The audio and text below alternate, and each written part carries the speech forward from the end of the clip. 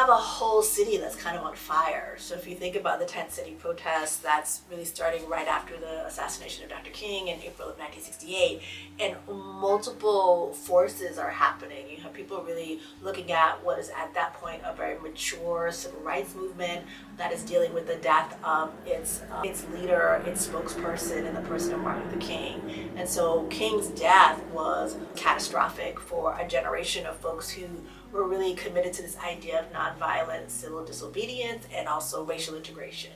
And at the same time, there were more sort of radical nationalists who were saying, this conversation is not about racial integration. It's about community control. It's about self-governance and self-determination. And so in an interesting way, that idea about community control, about people really taking decision making into their own hands and figuring out what that means, not only in terms of their civil rights and voting rights, but also in terms of how they claim and use space, was a very important part of the maturing of the anti-highway movement itself. And so it wasn't just about saying no to a road, but it was also about saying yes to our ability to make decisions about where we live, to make decisions about how the city itself looks, and the role of Black nationalists, of members of the Black United Front, of even the Boston chapter of the Black Panther Party.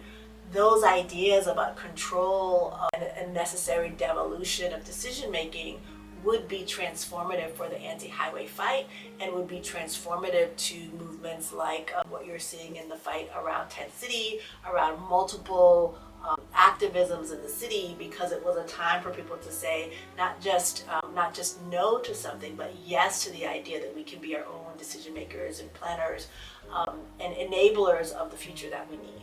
Story you were telling me on the phone the other day about how your parents bought the house, that maybe they were vying for it with another family. Yes, another family in the neighborhood. Could you tell me that story? Yes, the last white family on the street were the Wolves, and they were moving, and my parents bid for the house. The other neighborhood family, they also bid for the house. Mm-hmm. But my parents had the amount of money that they requested, mm-hmm. and more. Yes. So they sold to my parents, and they took back 2-year mortgage. And my folks paid for the house outright. Paid for the house outright? Yes, right. Yes. Uh-huh. Yes. So when they characterized these communities back then, they always talk about them as it being really poor. And I mean, as you're pointing out with the way you bought your house, your parents bought the house, that's not exactly true. Also, you said they tore down some of the schools. So yes. Where did the students that used to be in those schools, where did they go? And do you think that contributed to why they needed to have more busing? They tore down the elementary school that I went to. However, there was still the Dillaway, and the Dillaway is now an apartment complex. Jamaica Plain High School that I attended is now a senior citizen building in Jamaica Plain. This photo here, but it seems like this is near Roxbury Street, and there was a funeral home. What was it like for your parent when the federal government and the city said, yes, we're taking your house by eminent domain? It was devastating. They're taking the house by eminent domain.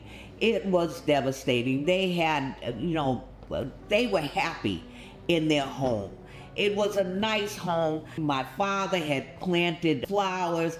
They had planted grapes. They had a grapevine, and the kids would come to the yard, and my mother would give the neighborhood kids grapes and let them pick grapes. They had dogs. It was devastating. And to see that how they were going to level this and what? Replace it with a highway? No, it was not right. So tell me about why was your family's house the last house on Oakburn Ave? Because they had taken most of the property, the other property. A lot of the people that lived on Oakburn Avenue were renters, and they took their property. I think some of the people that owned the property were slumlords, and so their property was taken.